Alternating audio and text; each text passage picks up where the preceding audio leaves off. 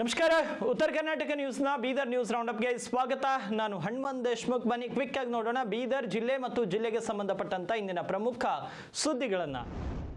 ಬೀದರ್ ತಾಲೂಕಿನ ಚೌಳಿ ಗ್ರಾಮದ ಸರ್ಕಾರಿ ಪ್ರಾಥಮಿಕ ಶಾಲೆಯ ಎದುರು ಇರುವ ಶ್ರೀ ದತ್ತಗಿರಿ ಮಹಾರಾಜ್ ಆಶ್ರಮದಲ್ಲಿ ಲೋಕ ಕಲ್ಯಾಣಕ್ಕಾಗಿ ಇಂದಿನಿಂದ ಜೂನ್ 18ರವರೆಗೆ ಅಂದರೆ 10 ದಿನಗಳ ಕಾಲ ಬರದೀಪುರ ಶ್ರೀ ದತ್ತಗಿರಿ ಮಹಾರಾಜ್ ಆಶ್ರಮದ ಮಹಾಮಂಡಲೇಶ್ವರ ಮಹಂತ ಡಾಕ್ಟರ್ ಸಿದ್ದೇಶ್ವರ ನಂದಗಿರಿ ಮಹಾರಾಜ್ ಅವರು ಮೌನ ಅನುಷ್ಠಾನವನ್ನು ಕೈಗೊಳ್ಳಲಿದ್ದಾರೆ. ಈ ನಿಮಿತ್ತ ಇಂದು ಮಹಾಮಂಡಲೇಶ್ವರ ಡಾಕ್ಟರ್ ಸಿದ್ದೇಶ್ವರ ನಂದಿಗಿರಿ ಮಹಾರಾಜರು ಸಮಾಜದ ಸ್ವಾಸ್ಥ್ಯ ಹಾಗೂ ಲೋಕದ ಒಳಿತಿಗಾಗಿ ಸತತ 10 ದಿನಗಳ ಕಾಲ ಕಠಿಣ ಮೌನ ವ್ರತ ಮತ್ತು ವಿಶೇಷ ಸಾಂಸ್ಕೃತಿಕ ಆಧ್ಯಾತ್ಮಿಕ ಪೂಜಾ ವಿಧಿವಿಧಾನಗಳನ್ನು ನೆರವೇರಿಸಲಾಯಿತು. ಇನ್ನು ಮೌನ ಅನುಷ್ಠಾನದ ಹಿನ್ನೆಲೆ 10 ದಿನಗಳ ಕಾಲ ಪ್ರತಿನಿತ್ಯ ಮಧ್ಯಾಹ್ನ ಮತ್ತು ರಾತ್ರಿ ಪ್ರಸಾದ ವ್ಯವಸ್ಥೆ ಇರಲಿದೆ. ರಾತ್ರಿ ಇಡೀ ಭಜನೆ ಕೀರ್ತನೆ ನಡೆಯಲಿದೆ. ಇನ್ನು ಅಧಿಕ ಮಾಸದ ಪುಣ್ಯಕಾಲದಲ್ಲಿ ನಡೆಯುತ್ತಿರುವ ಈ ಪವಿತ್ರ ಮೌನ ಅನುಷ್ಠಾನದ ಹಿನ್ನೆಲೆಯಲ್ಲಿ ಆಶ್ರಮದಲ್ಲಿ ಅಗತ್ಯ ಸಿದ್ಧತೆ ಮಾಡಿಕೊಳ್ಳಲಾಗುತ್ತಿದ್ದು ಸುತ್ತಮುತ್ತಲಿನ ಗ್ರಾಮಗಳ ಭಕ್ತರು ಹಾಗೂ ಸಾರ್ವಜನಿಕರು ಶ್ರೀಗಳ ದರ್ಶನ ಹಾಗೂ ಆಶೀರ್ವಾದ ಪಡೆದುಕೊಳ್ಳಬಹುದಾಗಿದೆ. ಈ ಅಧಿಕ ಮಾಸದಲ್ಲಿ ಮಲಮಾಸ ಯಾಕಂತಾರಂದ್ರೆ ಈ ಮಾಸದಲ್ಲಿ ವಿವಾಹ, ಗೃಹ ಪ್ರವೇಶ, ಕಲ್ಯಾಣ ಕಾರ್ಯಕ್ರಮಗಳು ಈ ಒಂದು ಮಾಸದಲ್ಲಿ ಮಾಡೋದಿಲ್ಲ. ಈ ಮಾಸದಲ್ಲಿ ಕೇವಲ ದಾನ, ಧರ್ಮ, ಜಪ, ಪೂಜಾ, ಅನುಷ್ಠಾನ ಕಾರ್ಯಕ್ರಮಗಳೇ ಮಾಡ್ತಾ ಇರ್ತಾರೆ. ಇದು ಈ ವರ್ಷ ಪ್ರತಿ ವರ್ಷ ಒಂದೊಂದು ಆಶ್ರಮದಾಗ ಮಾಡ್ತಿರ್ತೀವಿ ನಾವು. ಈ ವರ್ಷದಲ್ಲಿ ಚೌಳಿದಲ್ಲಿ ಅಂದರೆ 1 ತಿಂಗಳು ಮಾಡಬೇಕು. ಆ್ಯಕ್ಚುಲಿ 1 ತಿಂಗಳು ಮಾಡಬೇಕು. ಅಲ್ಲಿ ಅಮ್ಮವ್ರಿಗೆ ಸಲುವಾಗಿ ಅಮ್ಮವ್ರಿಗೆ ಆರೋಗ್ಯ ಸರಿ ಇದ್ದಿಲ್ಲ. ಲಾಸ್ಟು 7 ಡೇಸು ನಾವಿಲ್ಲಿ ಅಧಿಕ ಮಾಸದ ಅನುಷ್ಠಾನ ಮಾಡಬೇಕಂತ ಗುರುಗಳ ಆಶೀರ್ವಾದದಿಂದ ಸಂಕಲ್ಪ ಆಗಿದೆ. ಇವತ್ತಿನಿಂದ ಪ್ರಾರಂಭ 15 ತಾರೀಕು ತನಕ ಇದು ಅಧಿಕ ಮಾಸ ಅನುಷ್ಠಾನ ಕಾರ್ಯಕ್ರಮ ಇರ್ತದೆ. 16, 17, 18 ತಾರೀಕು ಶಿಖರ ಪ್ರತಿಷ್ಠಾಪನೆ ಇದೆ. ಆ ಶಿಖರ ಪ್ರತಿಷ್ಠಾಪನೆಯಲ್ಲಿ ಕೂಡ ಕಂಟಿನ್ಯೂ ನಾವು ಇದೇ ಕಾರ್ಯಕ್ರಮ ಮಾಡ್ತಾಯಿದ್ದೀವಿ. ಅದು 9 ದಿವಸ ಕಂಟಿನ್ಯೂ ಕಾರ್ಯಕ್ರಮ ಇರ್ತದೆ. 10ನೇ ದಿವಸದಲ್ಲಿ ಶಿಖರ ಪ್ರತಿಷ್ಠಾಪನೆ ಮಾಡಿ ಮುಕ್ತಾಯ ಮಾಡಿದೆ. ನಮ್ಮ ಸನಾತನ ಧರ್ಮದಲ್ಲಿ ದಾನ, ಧರ್ಮ.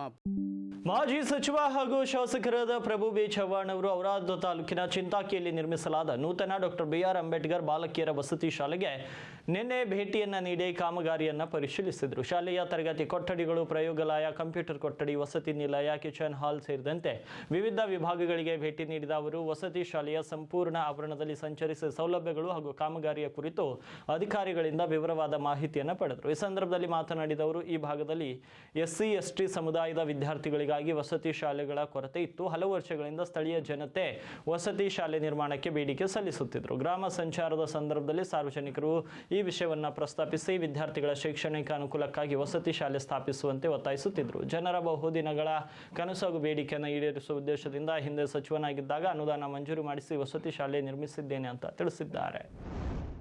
ಬೀದರ್ ಜಿಲ್ಲೆಯ ಹೆಮ್ಮೆಯ ಪ್ರತೀಕವಾಗಿರುವಂತಹ ಬಿದ್ರಿ ಕಲೆಯ ಸ್ಮರಣಾರ್ಥ ನಗರದ ಹೈದರಾಬಾದ್ ರಸ್ತೆಯಲ್ಲಿರುವ ಬಿದ್ರಿ ವೃತ್ತಕ್ಕೆ Rotary club of Bidar silver star ವತಿಯಿಂದ ಹೊಸ ಮೆರುಗು ನೀಡಲಾಗಿದೆ. ರೋಟರಿ ಸಿಲ್ವರ್ ಸ್ಟಾರ್ ಕೈಗೊಂಡಿದ್ದ ಸೌಂದರೀಕರಣ ಕಾಮಗಾರಿಯನ್ನು Rotary district 3160 governor MK Ravindra ಉದ್ಘಾಟಿಸಿದರು. ಬಳಿಕ ಮಾತನಾಡಿದ ಅವರು ನಗರದ ಸೌಂದರ್ಯ ಹೆಚ್ಚಿಸುವ ಹಾಗೂ ಪ್ರವಾಸಿಗರನ್ನು ಆಕರ್ಷಿಸುವ ಉದ್ದೇಶದಿಂದ ಕೈಗೊಂಡಿರುವ ಈ ಕಾರ್ಯ ಶ್ಲಾಘನೀಯವಾಗಿದೆ. ಇನ್ನು ಬಿದ್ರಿ ವೃತ್ತಕ್ಕೆ ಆಧುನಿಕ ವಿನ್ಯಾಸ ಹಾಗೂ ಹಸಿರು ಪರಿಸರದ ಸ್ಪರ್ಶ ನೀಡಿರುವುದು ನಗರದ ಅಂದವನ್ನು ಮತ್ತಷ್ಟು ಹೆಚ್ಚಿಸಿದೆ ಅಂತ ತಿಳಿಸಿದ್ದಾರೆ.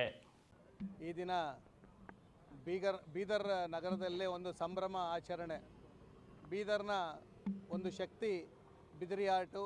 ಆ ಬಿದಿರಿ ಆರ್ಟ್ನ ನೆನಪಿಗೋಸ್ಕರ ಒಂದು ಬಿದಿರಿ ಸರ್ಕಲ್ನ ಬೀದರಲ್ಲಿ ಮಾಡಿದರು. ಆ ಬಿದಿರಿ ಸರ್ಕಲ್ನ ಈಗ ನಮ್ಮ ರೋಟರಿ ಕ್ಲಬ್ ಸಿಲ್ವರ್ ಸ್ಟಾರ್ ವತಿಯಿಂದ ಬ್ಯೂಟಿಫಿಕೇಷನ್ ಮಾಡಲಾಗಿದೆ.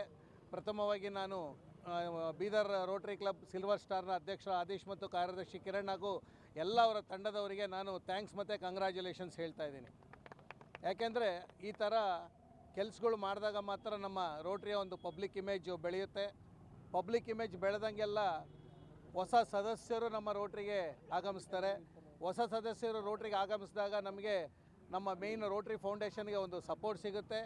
ರೋಟ್ರಿ ಫೌಂಡೇಶನ್ಗೆ ಸಪೋರ್ಟ್ ಸಿಕ್ಕಾಗ ನಮಗೆ ಒಳ್ಳೊಳ್ಳೆಯ ಒಂದು ಗ್ಲೋಬಲ್ ಗ್ರ್ಯಾಂಟ್ಸ್ ಮಾಡಿ ಒಂದು ಜನರಿಗೆ ಒಂದು ಸರ್ವಿಸ್ ಮಾಡೋವಂಥ ಒಂದು ಸಪೋರ್ಟ್ ನಮಗೆ ಸಿಗುತ್ತೆ. ಹಾಗಾಗಿ ನಮ್ಮ ರೋಟ್ರಿಯಿಂದ ನಾವು ಮಾಡ್ತಾಯಿರೋ ಸರ್ವಿಸ್ಗಳಲ್ಲಿ ಒಂದು ಹೆಲ್ತಿಗೆ, ಎಜುಕೇಷನ್ಗೆ ಹಾಗೂ ಎನ್ವಿರಾನ್ಮೆಂಟಿಗೆ ನಾವು ಸಪೋರ್ಟ್ ಮಾಡ್ಕೊಂಡು ಬಂದಿದ್ದೀವಿ.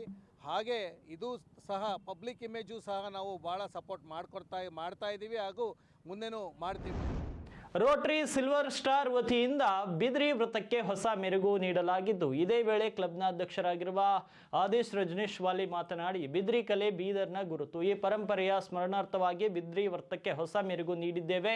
ನಗರದ ಸೌಂದರ್ಯ ಮತ್ತು ಸ್ವಚ್ಛತೆಗೆ ನಾಗರಿಕರೆಲ್ಲರೂ ಕೈ ಜೋಡಿಸಬೇಕು. ನಗರವನ್ನು ಸ್ವಚ್ಛ ಹಾಗೂ ಸುಂದರವಾಗಿಟ್ಟುಕೊಳ್ಳುವುದು ಪ್ರತಿಯೊಬ್ಬರ ಕರ್ತವ್ಯವಾಗಿದೆ. ಇದೇ ಉದ್ದೇಶದಿಂದ ಬಿದ್ರಿ ವೃತ್ತಕ್ಕೆ ಸೌಂದರ್ಯೀಕರಣ ಕಾರ್ಯ ಕೈಗೊಳ್ಳಲಾಗಿದೆ ಅಂತ ಹೇಳಿದರು. ಕಾರ್ಯಕ್ರಮದಲ್ಲಿ ರೋಟರಿ IFCR ಮಾಜಿ ಅಧ್ಯಕ್ಷ KRP ಸಾರಥಿ, IFRC ದಕ್ಷಿಣ ವಲಯದ ಅಧ್ಯಕ್ಷ ಕೇಶವ್ ಶ್ರೀನಿವಾಸ್ ಗೌಡ, ರೋಟರಿ ಕಲ್ಯಾಣ ವಲಯದ ಅಸಿಸ್ಟೆಂಟ್ ಗವರ್ನರ್ ಹಾವಶೆಟ್ಟಿ ಪಾಟೀಲ್, ನಿತಿನ್ ಕರ್ಪೂರ್, ಜಿಲ್ಲಾ ಸಂಘಟನಾ ಕಾರ್ಯದರ್ಶಿ Raghu Krishnamurthy, Rotary silver star ಉಪಾಧ್ಯಕ್ಷ ಆನಂದ್ ಕೋಟರ್ಕಿ, ಕಾರ್ಯದರ್ಶಿ ಕಿರಣ್ ಸ್ಯಾಮುವೆಲ್, ಪ್ರಾಜೆಕ್ಟ್ ಡೈರೆಕ್ಟರ್ ಹಾಗೂ ಖಜಾನ್ಸಿ ನಿಹಾಲ್ ಸಿಂಗ್ ಮತ್ತು ಜಾಯಿಂಟ್ ಸೆಕ್ರೆಟರಿ ಭಾವೇಶ್ ಪಟೇಲ್ ಮತ್ತು ರೋಟರಿ ಕ್ಲಬ್ನ ಪದಾಧಿಕಾರಿಗಳು ಹಾಗೂ ಸದಸ್ಯರು ಮತ್ತು ಗಣ್ಯರು ಇದೇ ವೇಳೆ ಉಪಸ್ಥಿತರಿದ್ದರು.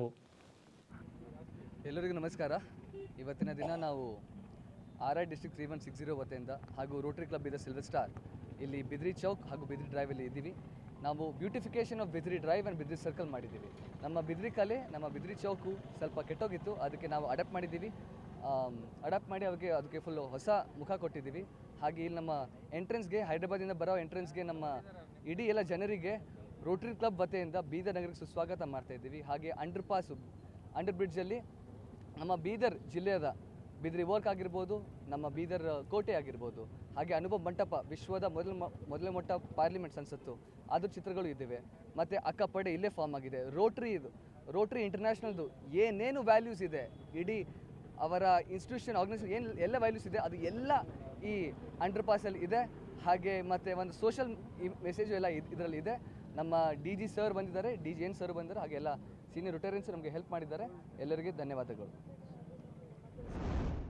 ಬೀದರ್ ಬೆಂಗಳೂರು ನಾಗರಿಕ ವಿಮಾನಯಾನದ ಸಮಯದಲ್ಲಿ ಬದಲಾವಣೆಯಾಗಿದೆ. ಬೀದರ್ ಹಾಗೂ ಬೆಂಗಳೂರು ನಡುವೆ ಸಂಚರಿಸುತ್ತಿದ್ದ ನಾಗರಿಕ ವಿಮಾನಯಾನದ ವೇಳಾಪಟ್ಟಿಯಲ್ಲಿ ಬದಲಾವಣೆಯಾಗಿದ್ದು, ಇಷ್ಟು ದಿನ ಬೆಳಗ್ಗೆ ಸಂಚರಿಸುತ್ತಿದ್ದ ವಿಮಾನ ಇನ್ನು ಮುಂದೆ ಮಧ್ಯಾಹ್ನ ಸಂಚರಿಸಲಿದೆ. ಬೆಂಗಳೂರಿನಿಂದ ಮಧ್ಯಾಹ್ನ 12 ಗಂಟೆ 30 ನಿಮಿಷಕ್ಕೆ ಹೊರಟು 1 ಗಂಟೆ 45 ನಿಮಿಷಕ್ಕೆ ಬೀದರ್ಗೆ ತಲುಪಲಿದೆ. ನಂತರ 2 ಗಂಟೆ 15 ನಿಮಿಷಕ್ಕೆ ಬೀದರ್ನಿಂದ ಹೊರಟು ಮಧ್ಯಾಹ್ನ 3 ಗಂಟೆ 30 ನಿಮಿಷಕ್ಕೆ ಬೆಂಗಳೂರು ವಿಮಾನ ನಿಲ್ದಾಣವನ್ನು ತಲುಪಲಿದೆ. ವಿಮಾನ ಸೇವೆಯ ಸಮಯ ಬದಲಾಗುತ್ತಿದ್ದಂತೆ ಸಾರ್ವಜನಿಕರು ಆಕ್ಷೇಪವೂ ಕೂಡ ವ್ಯಕ್ತವಾಗಿದೆ. ತುರ್ತು ಕೆಲಸಗಳಿಗಾಗಿ ಬೆಳಗ್ಗೆ ತೆರಳುವ ಪ್ರಯಾಣಿಕರಿಗೆ ಅನಾನುಕೂಲವಾಗಲಿದೆ ಅಂತ ಅಭಿಪ್ರಾಯ ವ್ಯಕ್ತವಾಗಿದೆ. ಇನ್ನು ಬೆಳಗಿನ ವಿಮಾನ ಸೇವೆಯನ್ನು ಮುಂದುವರಿಸಬೇಕು ಹಾಗೂ ಸಾರ್ವಜನಿಕರ ಅನುಕೂಲಕ್ಕೆ ತಕ್ಕಂತೆ ವೇಳಾಪಟ್ಟಿಯನ್ನು ಮರುಪರಿಶೀಲಿಸಬೇಕು ಅಂತ ಪ್ರಯಾಣಿಕರು ಹಾಗೂ ನಾಗರಿಕರು ವಿಮಾನಯಾನ ಸಂಸ್ಥೆಗೆ ಒತ್ತಾಯಿಸಿದ್ದಾರೆ.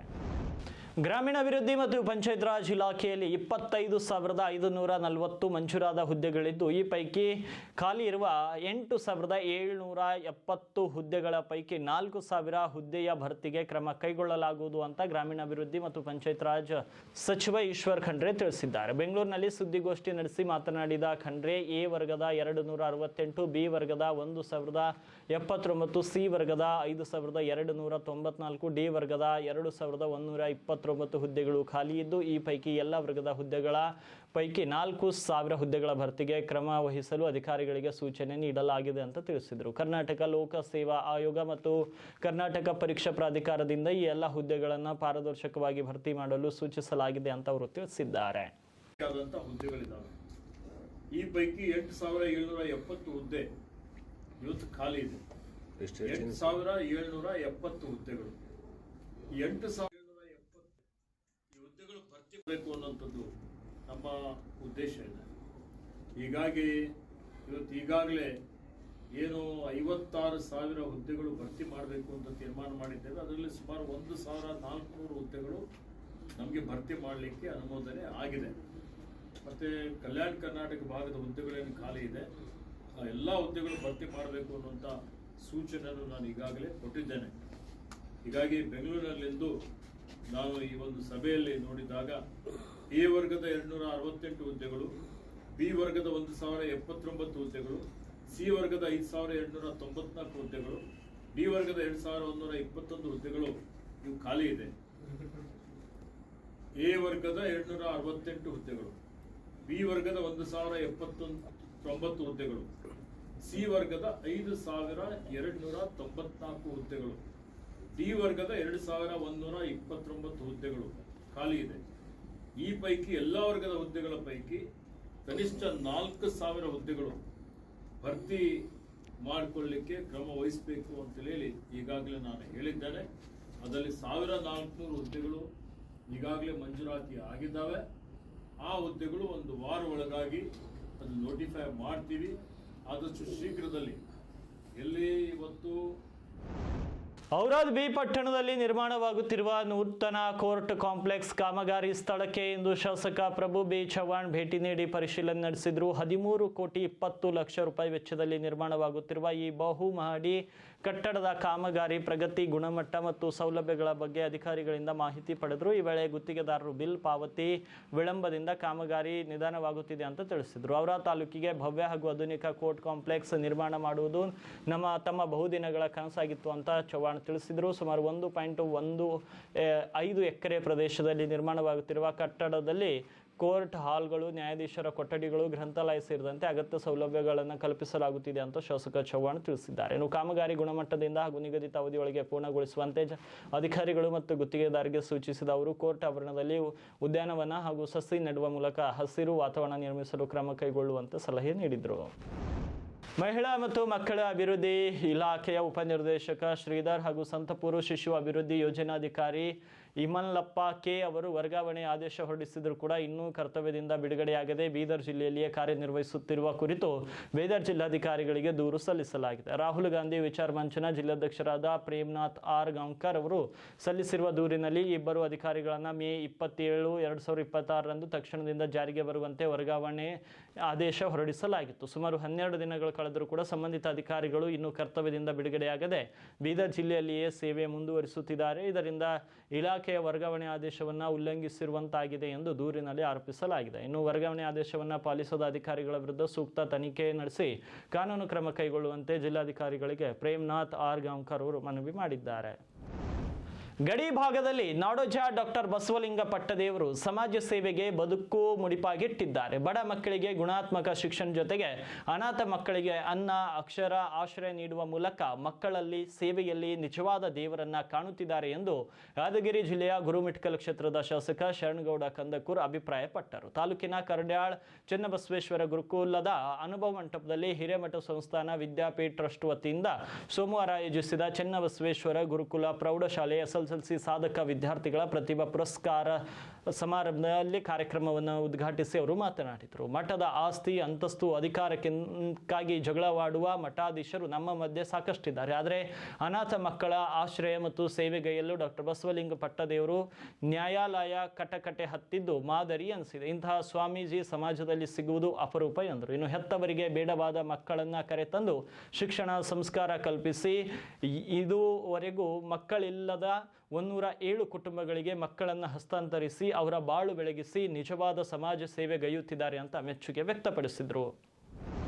ಬೀದರ್ ಜಿಲ್ಲೆಯ ಭಾಲ್ಕಿಯ ಚನ್ನಬಸವೇಶ್ವರ ಗುರುಕುಲು ವಿಜ್ಞಾನ ಪದವಿ ಪೂರ್ವ ಕಾಲೇಜಿನಲ್ಲಿ ವಿದ್ಯಾಭ್ಯಾಸ ಮಾಡುತ್ತಿರುವ ಬಡ ಮಕ್ಕಳ ಶಿಕ್ಷಣಕ್ಕೆ Rotary club of Bidar silver star 17.50 lakh ರೂಪಾಯಿ ನೆರವು ನೀಡಿದೆ. ರೋಟರಿ ಅಧ್ಯಕ್ಷ ಆದೀಶ್ ರಜನೀಶ್ ವಾಲಿ ನೇತೃತ್ವದಲ್ಲಿ ಪದಾಧಿಕಾರಿಗಳು ಹಿರೇಮಠ ಸಂಸ್ಥಾನ ವಿದ್ಯಾಪೀಠ ಟ್ರಸ್ಟ್ ಅಧ್ಯಕ್ಷರಾದ ನಾಡೋಜ ಡಾಕ್ಟರ್ ಬಸವಲಿಂಗ ಪಟ್ಟದೇವರು, ಪೀಠಾಧಿಪತಿ ಗುರುಬಸವ ಪಟ್ಟದೇವರಿಗೆ ಚೆಕ್ ಅನ್ನು ಹಸ್ತಾಂತರಿಸಿದರು. ಈ ಸಂದರ್ಭದಲ್ಲಿ ರೋಟರಿ ಪದಾಧಿಕಾರಿಗಳಾದ ಭಾವೇಶ್ ಪಟೇಲ್, ಗುರು ಸಿಂಧೋಲ್, ಅರವಿಂದ್ ಪಾಟೀಲ್, ಸಹನಾ ಪಾಟೀಲ್, ಮಹೇಶ್ ಚುಮ್ಕೋಡಿ ಸೇರಿದಂತೆ ಅನೇಕರು ಹಾಜರಿದ್ದರು. ಇವಾಗಿದ್ವು ಬೀದರ್ ಜಿಲ್ಲೆ ಮತ್ತು ಜಿಲ್ಲೆಗೆ ಸಂಬಂಧಪಟ್ಟಂತ ಇಂದಿನ ಪ್ರಮುಖ ಸುದ್ದಿಗಳು. ಮತ್ತೆ ಭೇಟಿಯಾಗ್ತೀನಿ ಬೀದರ್ ನ್ಯೂಸ್ ರೌಂಡ್ ಅಪ್ನಲ್ಲಿ.